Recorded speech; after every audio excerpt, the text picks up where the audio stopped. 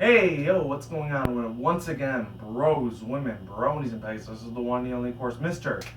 Nintendo Sony Free 2011 AK Cruising Guide 2009. Of course, you guys know wrestling this channel. People where to begin. Definitely check out freedomp.com. Of course, this is a 50 people on special channel banner design and picture specifically made for you. I will put links to all their social media networking accounts in the description box below. Of course, as always, definitely check them out on their on their business partnership program, best partnership I ever had, and check them on Google as well. So, about 2 days ago, or maybe 3 by the time you're watching this video is probably not coming up till like 10, 11 o'clock West Coast time. So yeah, it's gonna be pretty late. But I do have two big excuses for that. I went to go out to the theaters today, first time in about 2 months, because the last ones I saw were like I think Ted 2 and Ant-Man. Those were like the last movies I saw this past summer. And I think I might have seen it. I'm not sure if I did or not. It's kind of like escaping me right now. I'm not sure if May counts as summer, but it doesn't here in Vegas because it gets like 100, 110 by then. But I want to see, like most of you guys might know, my Criticism Guy channel. I saw Avengers 2 Age of Ultron, and then I saw Jurassic World 2. And today I actually saw two new movies, ones I've been anticipating for so much. One kind of disappointed me a little bit, but the other one, it completely delivered, and it had everything I've been hoping for it would have, and I'm glad it did. It delivered big time. And that's Fantastic Four, which it was a good movie, but it was kind of mediocre. The only two gripes I have with it is that number one, fucking Stan Lee wasn't in there at all. And it said direct and produced. I don't know if it was directed and produced by him, but like, he's the CEO of all the Marvel superheroes, obviously. He wasn't nowhere to be found. I was looking for him. I was doing a shit ton of Easter eggs searching for him while I was looking through the movie, and he wasn't there at all. I'm thinking to myself, why the fuck is Stan Lee not in this fucking movie? He's usually in a lot of a shit ton of his movies, but nowhere to be found here. No siree. I guess maybe because Sony's the one that like distributed the movie. Maybe they didn't want Stan Lee to be in it. That's why. And then the second gripe I had with this, there was a lot more talking and commentary going on more than there was fighting and action. That literally did not even like happen at all until like way at the end of the movie. That's when they showed all the fighting and action, and it looked good. It looked awesome. Kind of looked a little funky. Like the CGI that they used, it was kind of like, I don't know. I'm not gonna say it's amateur because they're Sony and they're Marvel. They have billions and trillions of dollars to make 1,000 movies if they want to. But I was just really disappointed in it. I really was, man. I mean, Miles Teller, the one that did Mr. Fantastic, the one that does that little stretching arm rubber band ability, he has the power to stretch for miles on end. He did really good. The new version of Johnny Storm, because the other dude was a white guy. I think it was always predominantly white. It's the first black African American guy to play Johnny Storm, which was Michael B. Jordan. He did a very fantastic, amazing job. I got to give props and kudos to that guy. He did absolutely, and no pun intended, he did absolutely fantastic. And the dude I didn't really like that much was, I think his name was Jamie Bell. And I think that's supposed to be Tobin Bell's son or something from like Hollywood, from the Saw series. I don't know if that's his son or whatever, but he has like the same ears and face like him, but a little bit younger. He didn't really do that good as a Thing. I just couldn't buy him being a Thing because he was like a small, scrawny little dude.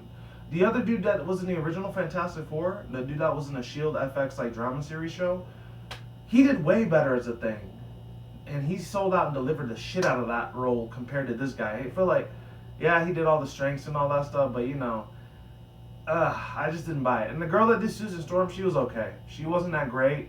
I wasn't expecting her to be as great as Jessica Alba was in the original one, but it just pissed me off a little bit. The dude that did Victor Von Doom, though, he did really well as his role. I don't know who he was, but he had some type of German, like Swedish or Finnish type of European accent.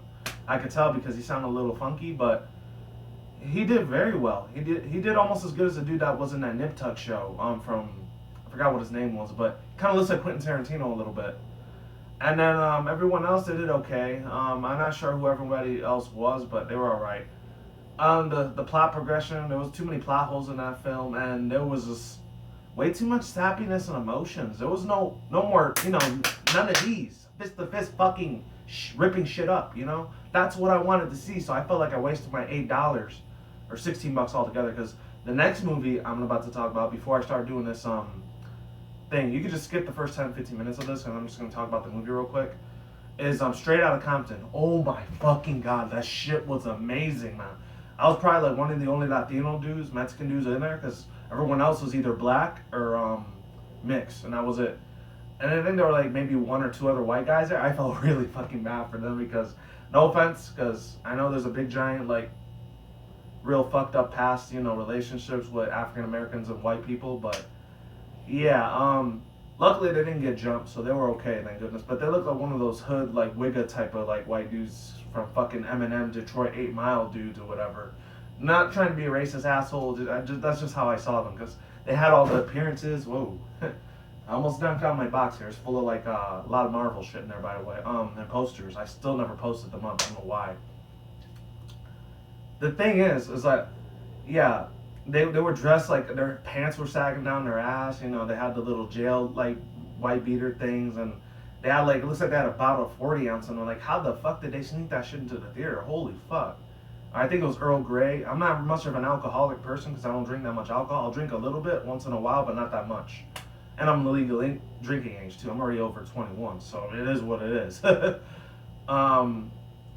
But yeah, the dude, he just sounded like white trash, man. He just did. I'm sorry. I'm sorry for the offense any of the Caucasians out there that are, because the white trash, some people that I hung out with, they're really cool. They're really chill, down to earth guys. Just as long as you don't piss them the fuck off, because they will go off on you for any little fucking thing.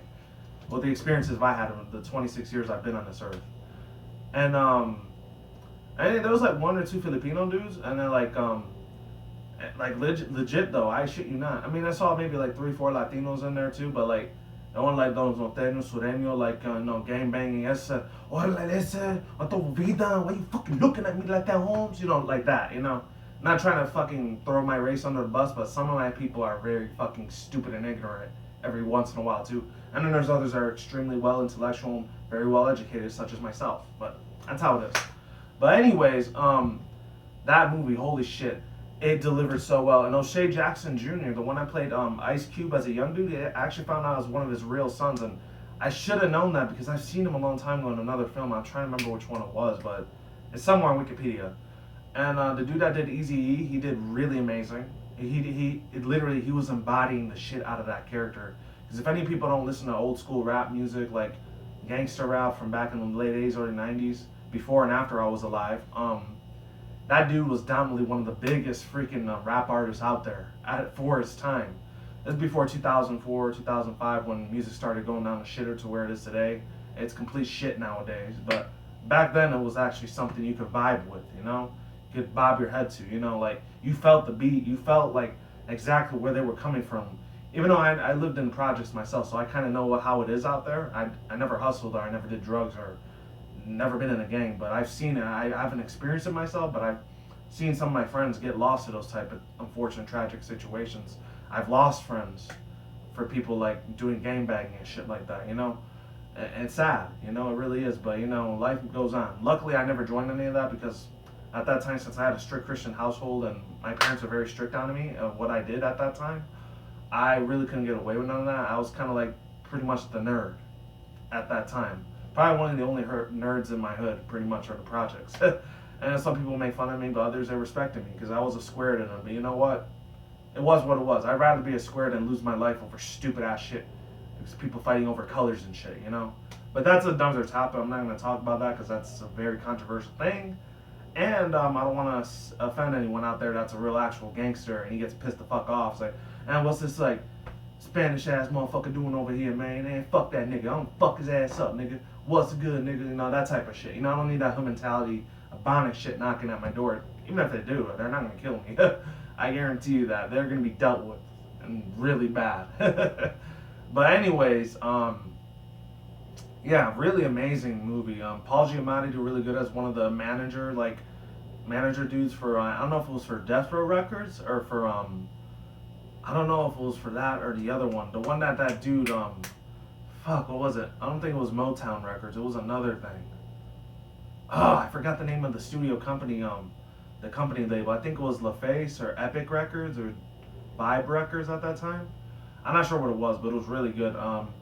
It was real emotional. There was certain times where it got very emotional to the point I was like, wow, I was real close to breaking down and crying a little bit, but I'm not gonna do it in front of all these people. Heck no.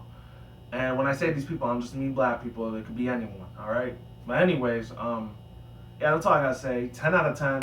That thing definitely deserves a freaking Oscar award. I doubt if they're gonna get it, but if they do, that's awesome as shit. Definitely getting that on Blu-ray DVD. That's for damn sure. Fantastic Four, unfortunately, that was a bust. I was expecting so much, but it failed me a lot. It really did, unfortunately. Just the ending part was pretty much it. Pretty much the only good part.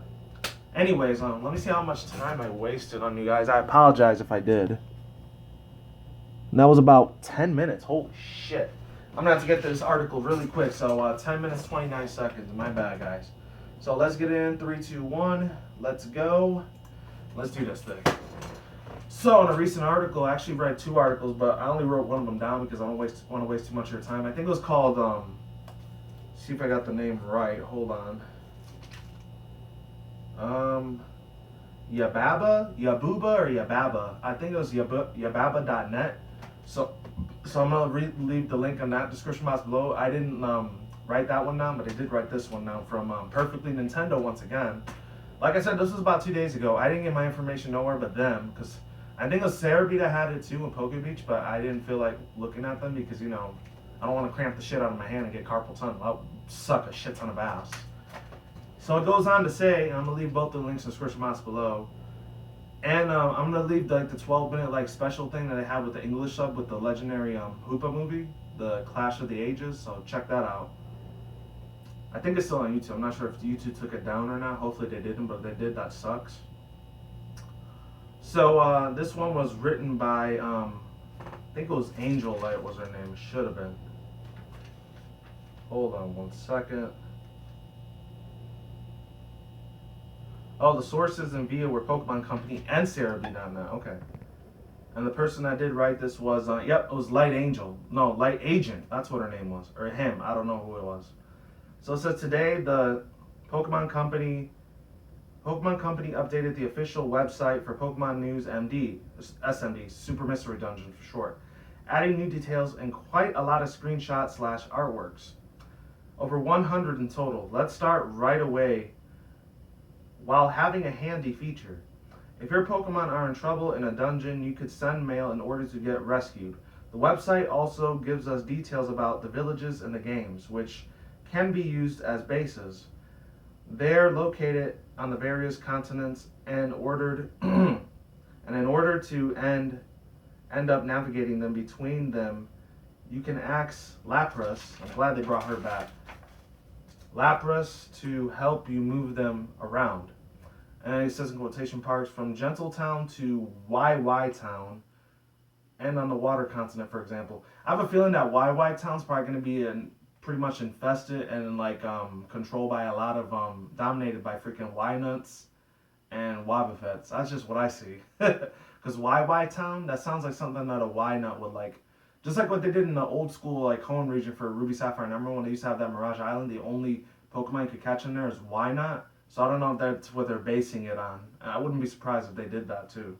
Pokemon Company, by the way, or Game Freak. I'm not sure if Game Freak has the rights to all these games for this one, for Super Mystery Dungeons. I knew they do for the main games, but I'm not sure about the side games. Because I know Chunsoft was the one that owned the 4th and 5th part for Super Mystery Dungeons. Actually, no, the regular Mystery Dungeon, like Explorers of the Sky and Times and Space, and Gates to Infinity. I know they own that, but I'm not sure if they own this one either for Super Mystery Dungeons. I wouldn't be surprised if they do, though. And then it goes on to say, unquote, there, we also got some details about some of the Pokemon. These are some of the ones that are coming back too. The only 2 I see that were familiar, actually 3 of them, is Lapras, Kangaskhan, and Klefki for Gates to Infinity, which I had no idea he was in there, but apparently he is because I never got to play Gates to Infinity, but I really got to get my hands on that fucker one of these days. So here we go. Hawlucha. He runs a shop where you can learn TM moves, but also changes abilities. Kangaskhan. It runs a Pokemon Cafe in YY Town, and it will give you presents if you help other Pokemon. Klefki, just like in Pokemon Mystery Dungeons Gates to Infinity, like I just said before, it will open up chests for you, treasure chests for you. And then Kafagrigus will buy you the gold bars if you find it in the dungeons. That doesn't make sense at all, but whatever. Meowth has his own theater from when you can head into special dungeons with special rules. That sounds like the same thing that Marowak used to give you when you had to go to the other dungeons. Instead of Marowak controlling it, it's Meowth now, so that's different. They're much more together. They're much more tougher than regular dungeons, and if you complete them all, you can upload a video to the internet, of course. Where the fuck else are you gonna do that besides YouTube? I mean, you can do it on other video platforming sites, but YouTube's probably the best way to go, even though they have a shit ton of rules and regulations. But I'm on it, so can't really complain. I mean, you could go on Blip TV or VMO or fucking, where else? I think Twitter's starting to do that, but they only let you do it for 30 seconds. And Facebook kind of has that feature too, but it's not that prevalent compared to the one on YouTube. It's not as big of a platform. I mean, social media networking wise, it is. But as far as video sharing, it's not really that big on that part. That's more on YouTube shit. But, yeah. So that's all I gotta say about that. And before I keep going, I just want to let you people know, shout out to the brand new people that subscribe to me. I'm not sure where your guys' names are. I'll try to find your guys' name on my Gmail account so that way I know who's subscribing to me. I mean, it's not that big of a feat, but I got 5 new subscribers in like less than a week. And that's the first time in about 6 to 8 months that's happened. So I cannot thank you guys enough. You are amazing. Thank you for continuously showing your support. And without you, I wouldn't be able to do videos. You guys are amazing as hell. Anyways, and it says, finally, the website confirms that the jukebox features its back. It allows you to listen to the game's music, which is unlocked as you progress through the game. Using headphones, you can even listen to the music with your 3DS in sleep mode. Wow, okay. And you know me, I love my video game music, so I'm going to love the ever-loving shit out of this fucking game. Music, of course, too. And, let's see, and if you don't know where I got ever-loving shit from, I got it from the Joe Pesci movie from, like, Casino. Funny-ass movie. I know it's probably before my time, but I love the shit out of it, man. It's amazing. That motherfucker has a dirty mouth, and you know what? I couldn't be happier, because I love fucking cussing, too. It's amazing. Anyways, if you got a problem with that, sorry, but, you might want to leave now. You probably should have left a long time ago if you have an issue with profanity. If you don't, and you don't give a fuck like me, I show all my loyalty and respect towards you. You're amazing. Anyways, where else did I say? Yeah, it says you can listen to it in your 3DS in sleep mode. Here's the latest batch of screenshots and artworks for Pokemon Super Mystery Dungeon after the break.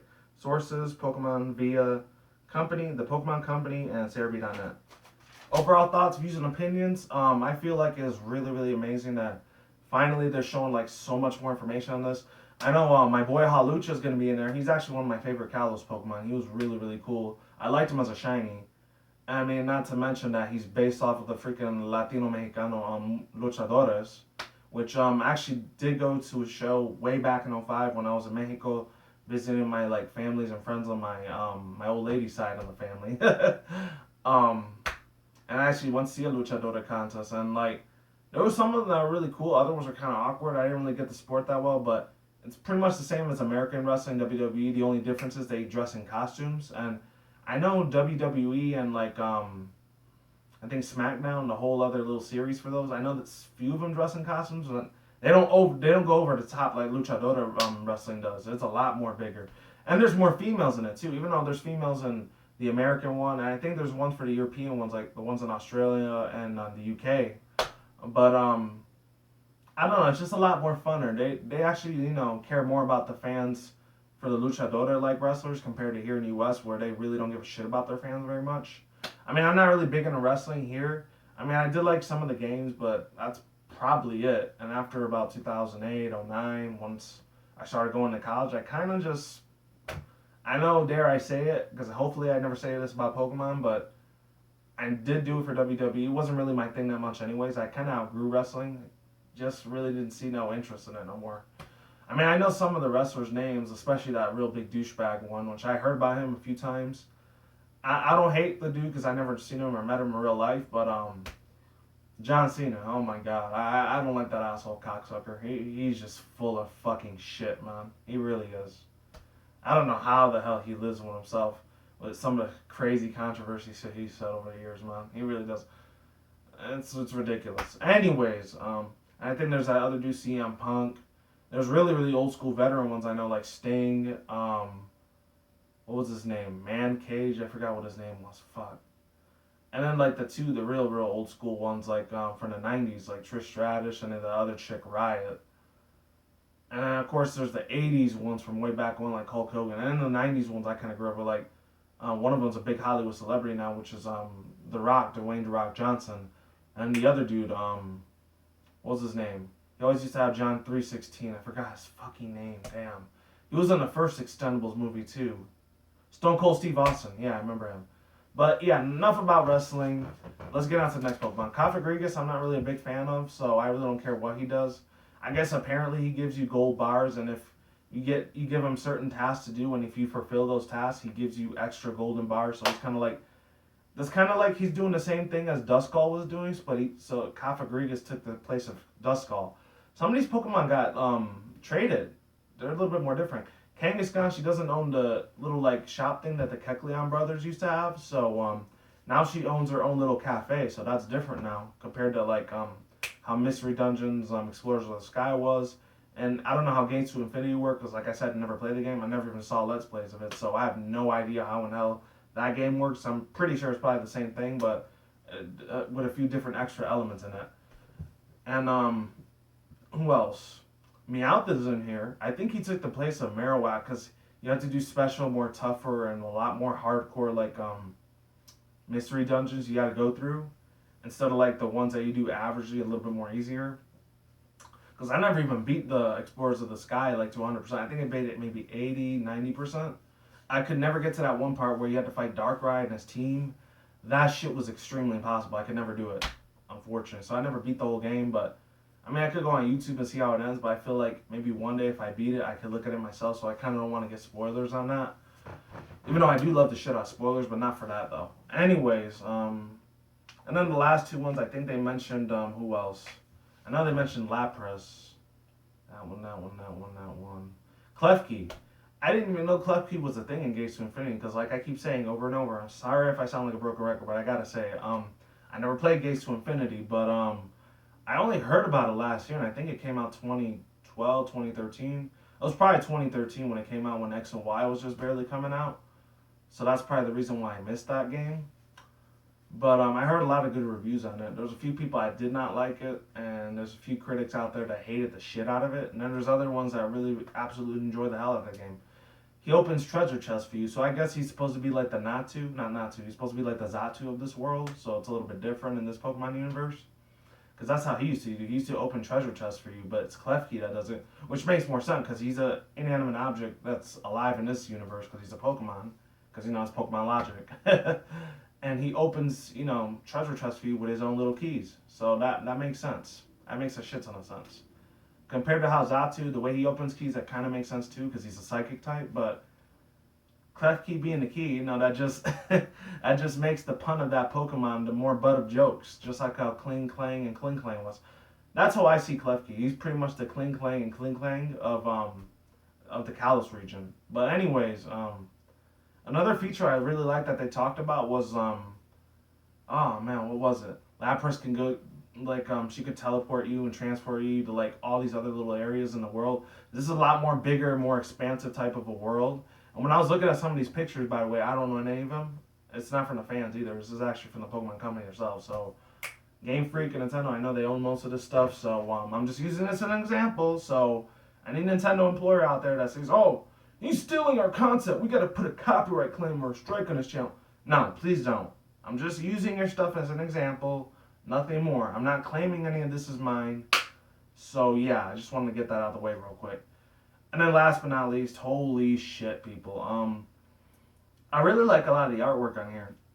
I think that the charm that Pokemon Mystery Dungeon games had since I think it was about 2004, 2005, back when GBA, aka Game Boy Advance, was a very huge thing at that time, NSP, was the fact that they treated Pokemon like humans, especially in the little special anime series. I actually enjoyed the hell out of those back then. They were really cool.